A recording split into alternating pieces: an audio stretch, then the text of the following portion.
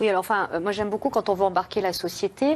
Quand on regarde les enquêtes d'opinion, justement, la société, elle est là, elle est embarquée. Il y a des mouvements partout, il y a des initiatives partout. Quand on fait les enquêtes d'opinion, on se rend compte aussi que ceux qui sont le moins sensibilisés aux questions environnementales, ce sont les hommes politiques et les femmes politiques de ce pays.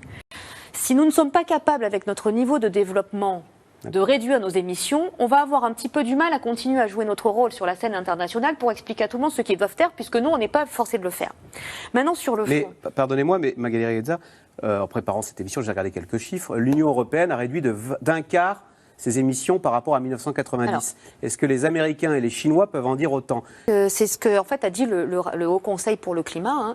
C'est qu'on est les moins mauvais. Nous ne sommes pas sur la bonne trajectoire. Ça va beaucoup trop doucement. Et donc la difficulté, c'est la suivante, c'est que, en gros, on avait un capital carbone qu'on pouvait dépenser. Et puis, il fallait réduire. Et ce que nous dit le GIEC, c'est qu'il faut qu'on arrive à zéro émission nette. Ça ne veut pas dire qu'on arrête d'émettre, mais ça veut dire qu'il faut en émettre le moins possible, et ce qu'on émet, il faut le capter. Si on arrive à ça, on va stabiliser la température du globe.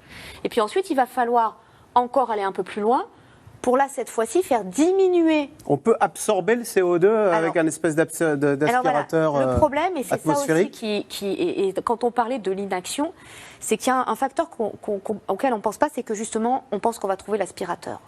On est des sociétés qui ont vécu sur la technique, la digue, le barrage, les pompes, et on pense qu'on va avoir un jour la martingale magique qui va vous permettre d'aller chercher les microplastiques dans l'océan, de recloner les dodos, les koalas et je ne sais quelle espèce disparue, de pouvoir... Ce que vous voulez dire, c'est que la technologie, cette fois-ci, ne pourra plus nous sauver? En tout cas, il ne faut pas compter là-dessus parce que ce qu'on attend, et on l'a dit, et on tourne un peu autour de ça, ce sont des transformations structurelles des sociétés. Et c'est des transformations structurelles qui sont coûteuses, et là, on a un choix politique. Soit on engage ces transformations et les accompagne dès maintenant, parce qu'il va y avoir des coûts sociaux énormes, soit on attend, on les subit, on paiera à un moment l'addition.